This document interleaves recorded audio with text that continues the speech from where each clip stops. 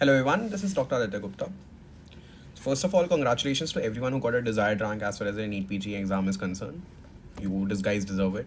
This is your moment. This is your moment of happiness. This is your moment to shine. Rise and shine onwards and upwards from now on. For those who probably think that they probably haven't gotten what the rank that they desire, I will just say one thing. The thing that we hate the most about medicine, one of the few things that we do really hate about medicine, it's very long, it's 12-year journey, 14-year journey, 15-year journey. The bad thing about medicine and the good thing about this medicine is same. It's long. You will get multiple chances to redeem yourself, to improve yourselves, to upskill yourself, simply because the journey is so long. So even if you feel that today the rank is not that good, remember it's just a roadblock. 10 years down the line, 20 years down the line, nobody's going to remember your rank. This is a small quote from Dr. Rahul Rajiv. He posted this on Instagram yesterday. That today he's a consultant neurologist. Nobody remembers what his rank is. Nobody asked him how many attempts that he gave. No one is going to remember your rank. And most importantly, the second thing I'm going to tell you is life is what you make of it. This video is specifically meant for the mid-rankers, those who have gotten rank between 5,000 to 35,000 or 45,000. Specifically for some very underrated branches. A lot of us have the craze of only 2 or 3 branches, that is your radiology, medicine and dermatology, and we do not tend to, and it's good, fair enough if we want to think about these branches in the beginning, and we don't tend to think of other branches, obs, gynae and surgery probably apart from this, a little bit of pediatrics probably. This video is made for the underrated branches, how medicine is long, things that you might not have known, you might know, but it's not at the end of the road, plain and simple. I think the first very underrated branch, I think one of my personal favorites, I think if I would not have got pediatrics, I probably would have taken anesthesia. That is anesthesia. Highly underrated, great work-life balance, good salary, and maybe probably one of the best salaries if you end up doing a DM in critical care medicine. For those who don't know, anesthesiologists, the people who do MD in anesthesia, they are the ones who rule the ICU. And trust me, you can go to naukri.com, indeed.com or any other job portal and realize the jobs which are highly in demand right now are manning ICUs, being confident in your critical care skills. And if you are someone who has done a DM in critical care medicine, which anesthesiologists can easily do, and in fact most of them end up, a lot of DM critical care medicine specialists are people who do their MD in anesthesia. Highly paying, highly rewarded branch, no saturation, tier 1 towns, all big hospitals are looking for trained people in ICU skills. This is also valid for another slightly underrated branch. I know that is your emergency medicine. Now, emergency medicine is sort of limited to big hospital in tier 1, tier 2. I do understand that. But if you do your DM in critical care medicine, again, a whole new world opens up, which emergency medicine folks are eligible for. So definitely anesthesia, very, very underrated. No surgeon can operate without an anesthesiologist. So, and anesthesiologists are always lesser as compared to number of surgeons. So you are an evergreen branch. You won't ever run out of a job. Don't think about job scarcity or anything. You'll always have a job. You'll always have a good paying job with good work-life balance. Very underrated branch. And you can always upskill yourself, do critical care medicine, get back into the medicine if that's what you liked, the diagnosis aspect and everything. And you can always go for things like onco anesthesia or palliative medicine later during your DM and further subspecialization, which will assure you a government job if that is your goal. Onco anesthesia and palliative medicine is coming up a big way in India. Most government institutes and central institutes will have a separate department in the coming years, and they will require trained physicians in that particular regard, and you guys will be the one. Pain medicine also, I've not written here, but pain medicine also, again something which is coming up in a huge way in India. Mark my words on this.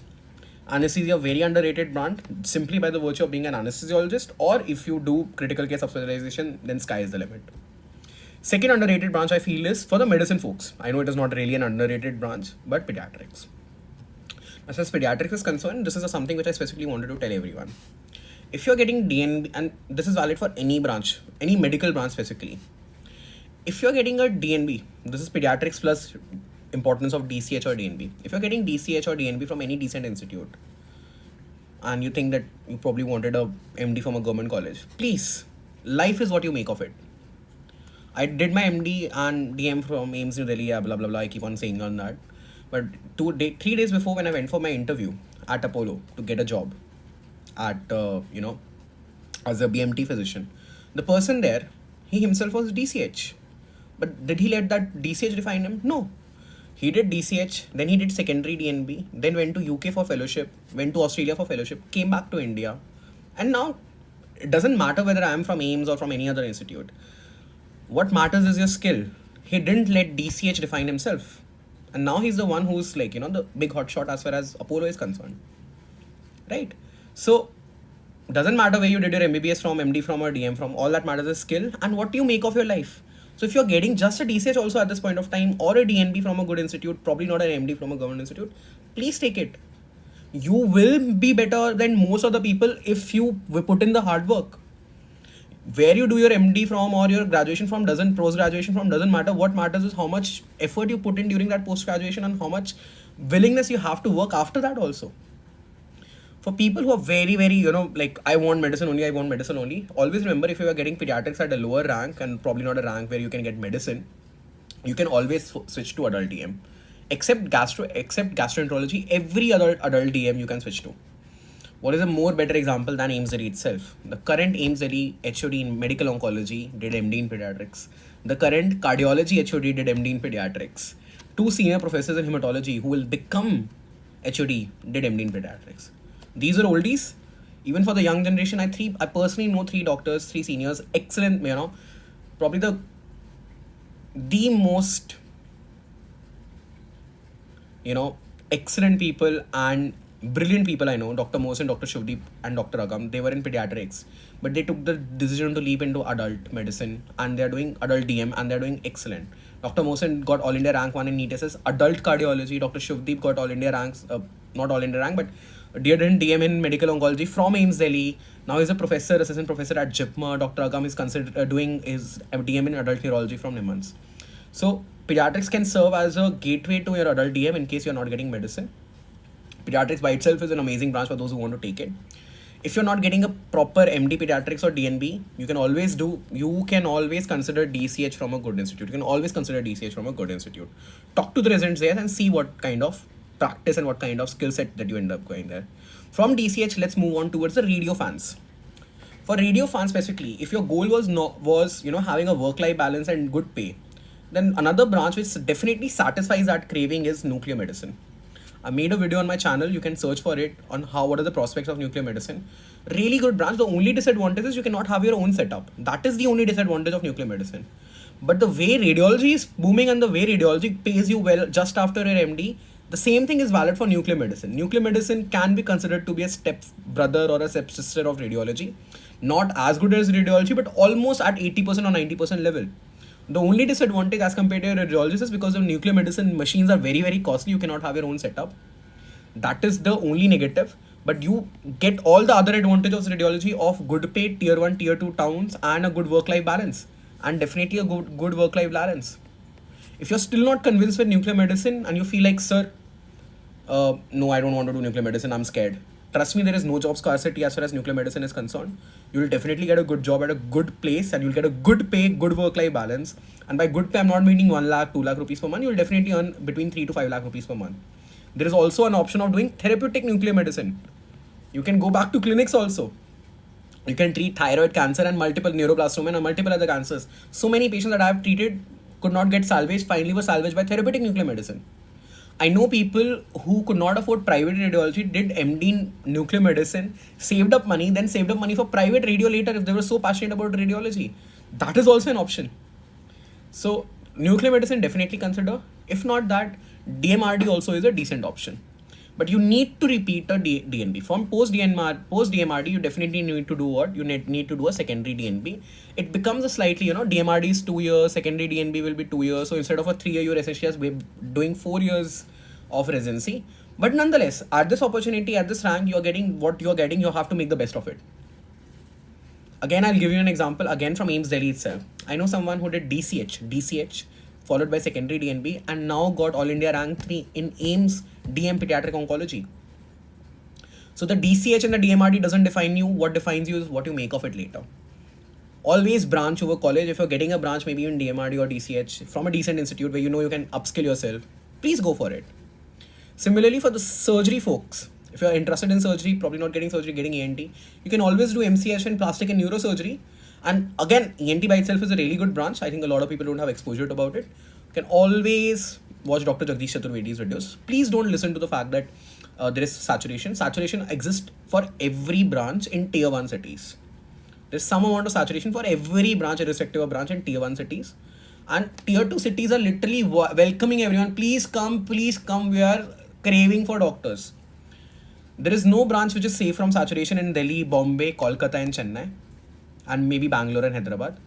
But beyond these 6 cities, everyone is saying, be it Jaipur, Chandigarh, Lucknow, Indore, Bhopal, everyone is saying, please come, doctors are not there.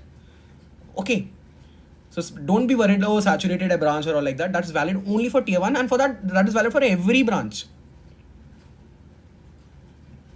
Next comes radiotherapy. Now, radiotherapy won't be on the top of my recommendations, but risk hai to ishq hai. Post radiotherapy, you can always do DM in medical oncology. I know multiple people who have done that. Radiotherapy you will be limited to only big centers, not even tier 2 towns. That is the disadvantage of radiotherapy as a standalone degree. But you can always do DM in medical oncology, and the scope widens up again.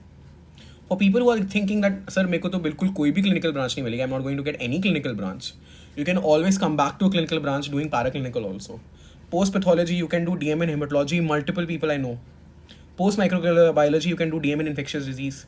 Another very underrated branch, respiratory medicine.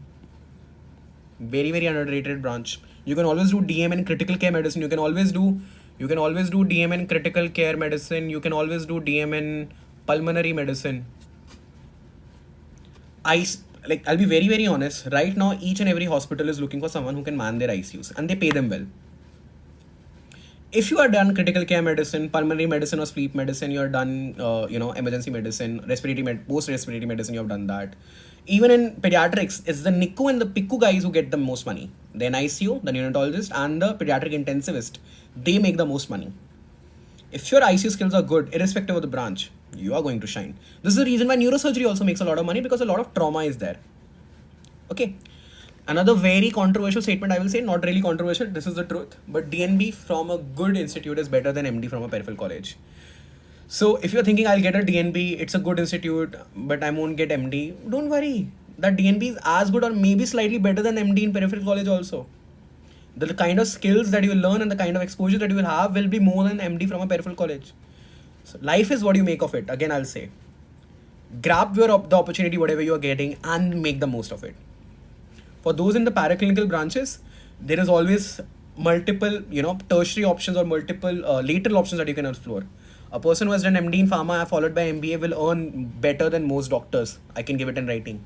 A person who has done FMT and LLB will earn better than most doctors. We all know couple civil charges 15-20 lakhs for each case.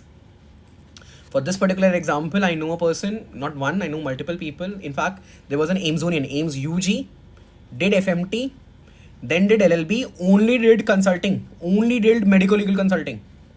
Always and always a great option, always and always a decent option. You just need to broaden your horizons and think beyond MD a little bit. Last thing but definitely not the least, life is unpredictable, make the best of you can. Small example from my own side. I was always the so-called academic guy, MBBS, MD, DM, and always thought of probably staying here at AIMS only, being a professor here only. For those who know, 3 years ago, my father passed away. Alright. Nobody could have predicted that my father's death. In order to get over my father's death, that was the reason I started to make YouTube videos to, educate everyone. And that in turn resulted in an opportunity to teach at DBMCI. For the next 1 year, I'm going to teach at DBMCI. That's the only thing that I'm going to do. And then I'll come back later to clinical medicine. Think of Zainab also. She did radio from AIMS Delhi, MBBS and MD from AIMS Delhi, radiology. And now she's in full-time teaching. You really don't know where life will take you. Life is very, very unpredictable. The only thing that you have is making the best of what you have. Do the best what you can.